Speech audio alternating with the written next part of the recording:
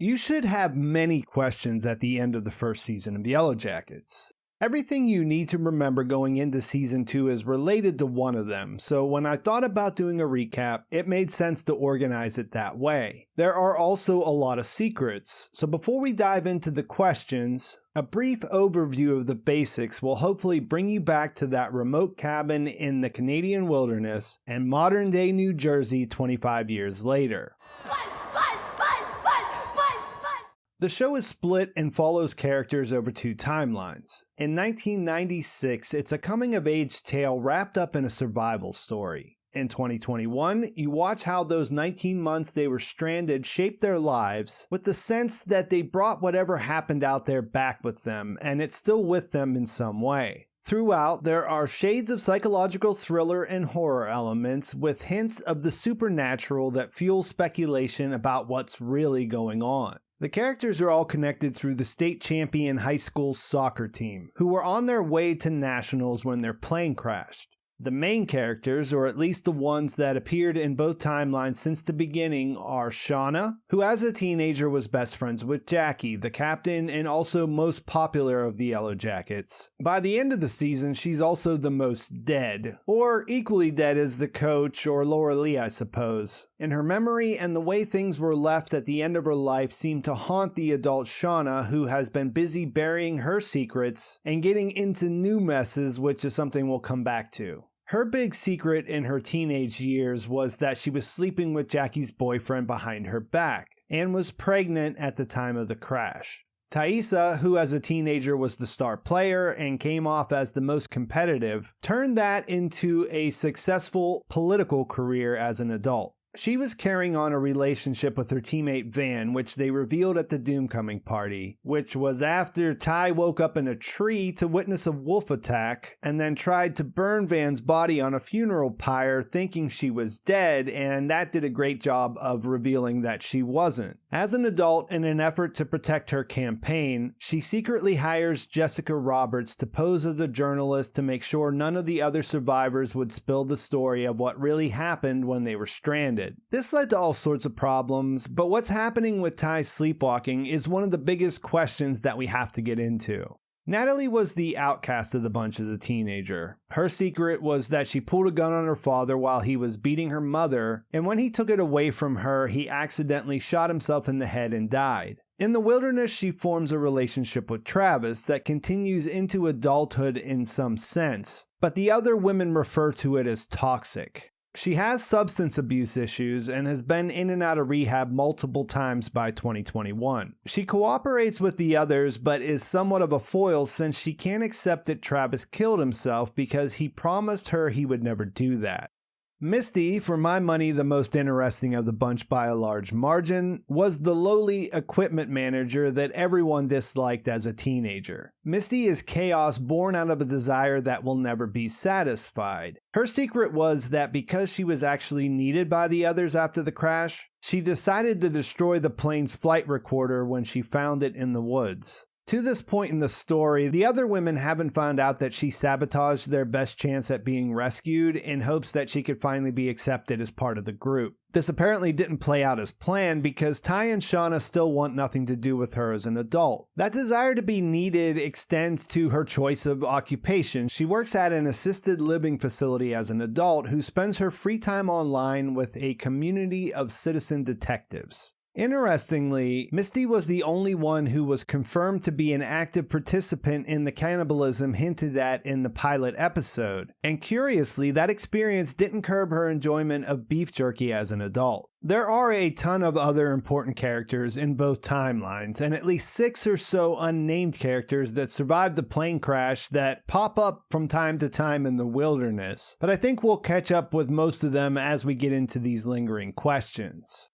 Now that I've thrown out the C word in relation to Misty, it's time to talk about the big question that's been hanging over the Yellowjackets series from the very beginning. Who is the girl that dies in the opening sequence? She finds her ending via some punji sticks at the bottom of a pit, and we see her hung up and drained of her blood in preparation for what we can presume is a much-needed meal. Who this is only the first of a long list of questions that come up. I guess it's worth addressing the idea that there might be some misdirection involved, considering the actual misdirection of showing her wearing Jackie's heart necklace. It's remotely possible that this central question that everyone keeps asking, what exactly did you have to do to survive on your own for that extended period of time? It's possible that the answer to that is not we ate our teammates. But in my mind, the creators would have had to have a very good reason to rest so much on a rug pull. That is to say, we're led to believe something terrible happened. Something that hangs over their lives as adults, so if they aren't eating a human being with the Antler Queen, then the twist would almost have to be that the truth is somehow worse.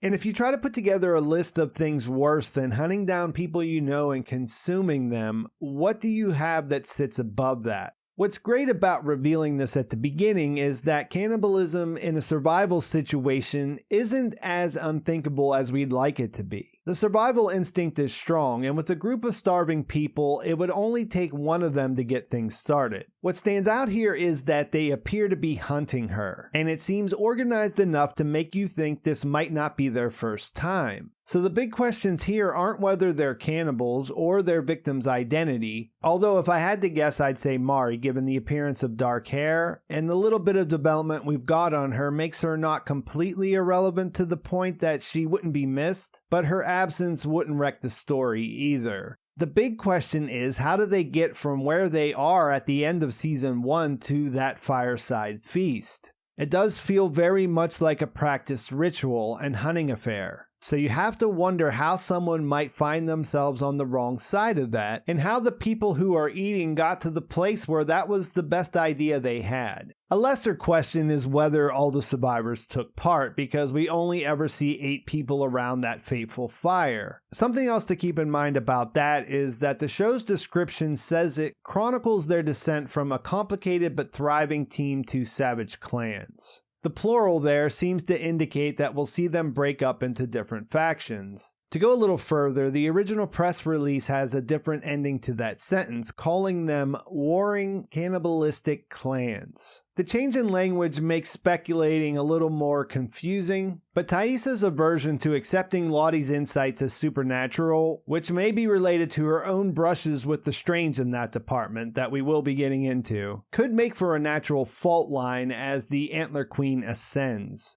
Based on their allegiances in 2021, it seems likely that Shauna and Natalie were also opposed to Lottie's faction if that's the case. If the people who are following Lottie are the only ones eating people from the other clan, how would that not come out in the years after the rescue? If we're thinking about how they got to that place, then I think we should consider the one dead human body they have at their disposal at the end of season 1, Jackie's. Could this be where they first dipped their toes in the water? It's somewhat unlikely considering they just came across a large reserve of bear meat, but winter has arrived, so it's possible they might not be able to bury her body just yet. I kinda hope she doesn't become calories, but if everyone has a shared secret they don't want to get out, that might explain why it never has. The other question connected to Jackie, besides who's going to wear her necklace now that she's passed, is who is the character that she sees in her final vision? The way this plays out is that it's a dying dream and she doesn't realize what's happening until she sees Laura Lee, who says, "It's not as bad as you thought, is it?" Then she sees a man in the doorway behind the group that says, "So glad you're joining us, we've been waiting for you."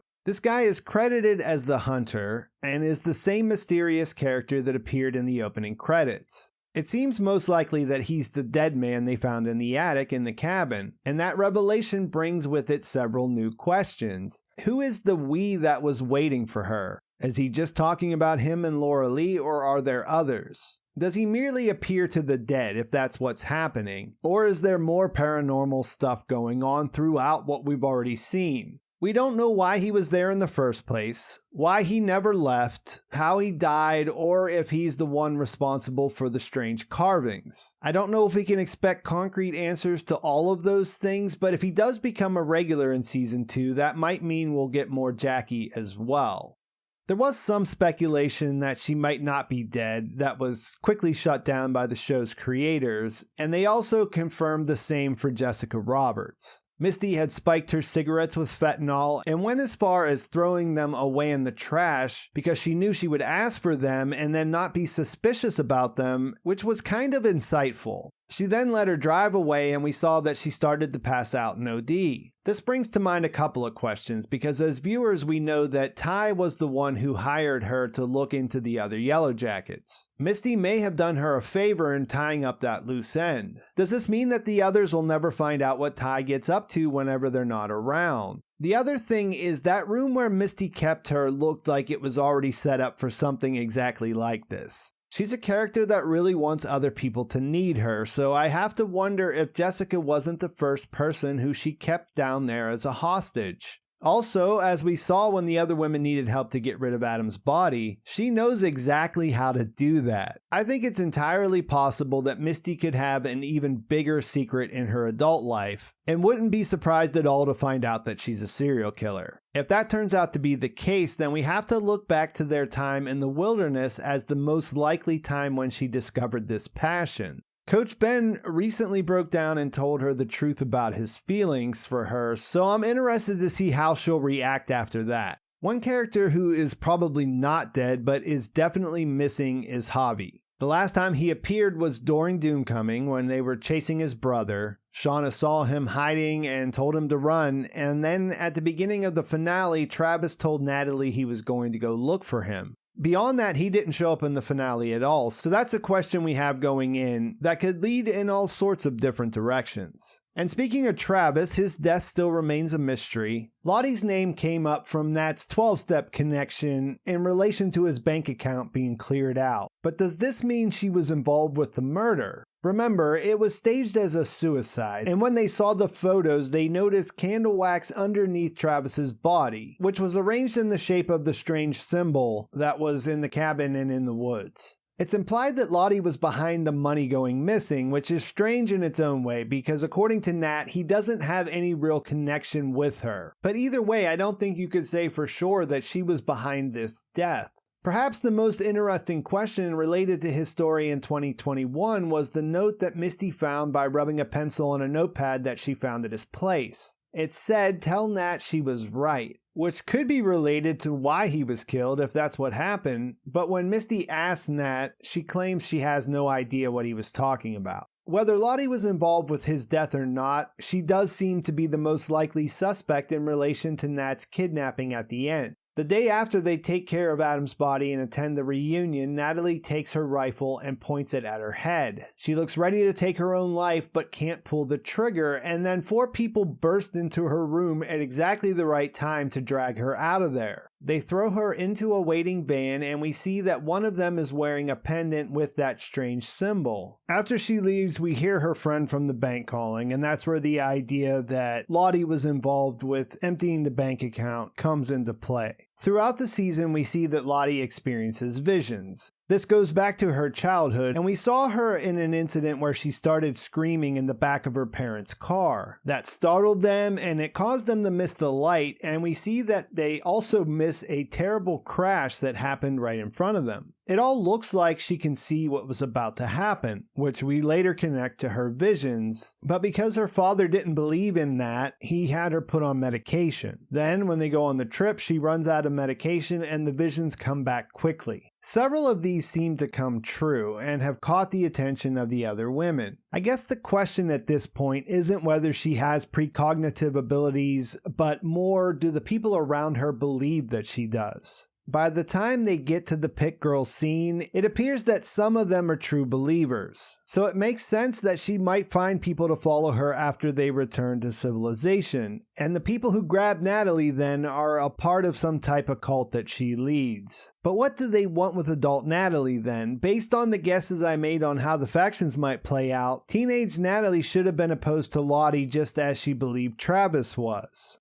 Ty has a ton of crazy stuff going on, most of which can be tied back to what she calls her sleepwalking. We got our first taste of this when Lottie found her eating dirt after the plane crash. She claims to have stopped, but that it's continuing to happen now as an adult, and that turned out to be why her son Sammy was afraid and drawing pictures of the lady in the tree. It's also who he refers to as the bad one, and as things progress we realize that she goes into a trance-like state and climbs trees or eats some dirt or worse. But she doesn't appear to remember what happens. It's something of an alter ego, and by the end of the season, it culminates with her wife, Simone, following a trail of blood in their basement and finding an actual altar in a room you can only get to by passing through a grate. She finds the head and presumably the heart of their missing dog, along with one of Sammy's dolls who's missing an eye, and that strange symbol painted on the wall behind them. It's freaky, and at the same time she's discovering that, we see that Ty has won her Senate race even though it looked like she was poised to lose. You can't help but wonder if this is a sacrifice that's directly connected to her win, and what her wife is going to do with this information now that she's found it. Many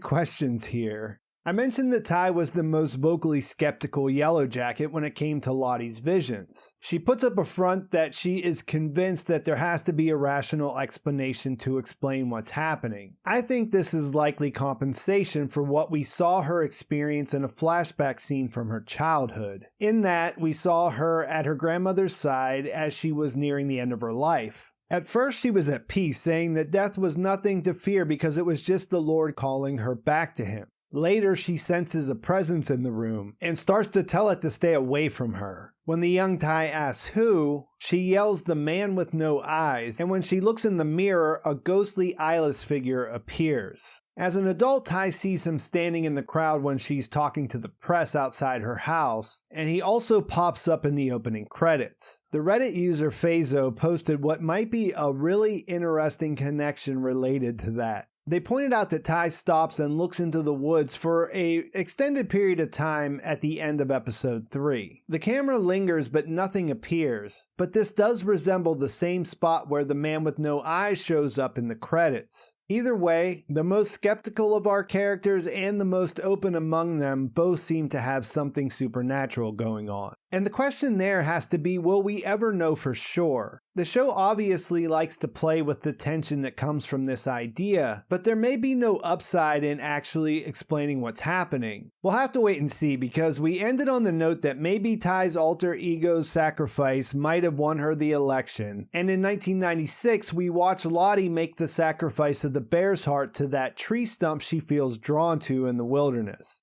One character who doesn't seem to have anything supernatural going on with him is Adam. There were a lot of theories about who this guy might be, primarily an adult hobby, or what was going on with him, but in the end he appears to be just who he said he was. Which is a shame since Shauna killed him, but beyond lying about his schooling, not much else has emerged to make him suspicious. And so I wonder, was there more going on there? Or did he just get into an accident and fall in love at a really bad time? The other big question about him is whether or not his murder will come back to cause trouble for Shauna and Jeff, which would also put Ty, Nat, and Misty in a bad spot since they helped dispose of the body. The fact that her daughter Callie knows about the relationship and that she saw him on the news would hint that this part of the story isn't over, and it does feel likely that Shauna and Jeff will have to deal with an investigation. And speaking of Callie, another big question about Shauna is what happened to her first pregnancy. I mentioned that she was sleeping with Jackie's boyfriend and got pregnant before the crash. That, of course, was with Jeff, who became her husband, but he first got her pregnant in 1996. If that first baby lived, it would be in its mid-20s in 2021. So it can't be the high school age daughter they have now. There's no saying she didn't give birth to a baby while they were stranded, but remember, she journaled about everything, and Jeff admitted to reading those years ago. That all points to a tragic ending, but then maybe, hopefully, not too bad since he never brought it up. Then again, if they ate the baby, she might not commit that to paper, so we'll have to see how that all plays out. Just like we'll have to wait and see how many survivors will be left out there at the end and how they'll eventually be rescued. It should make for a fun ride. Please like this video if you enjoyed it. Please subscribe to my channel if you haven't already, and thanks for watching. I'll talk to you soon.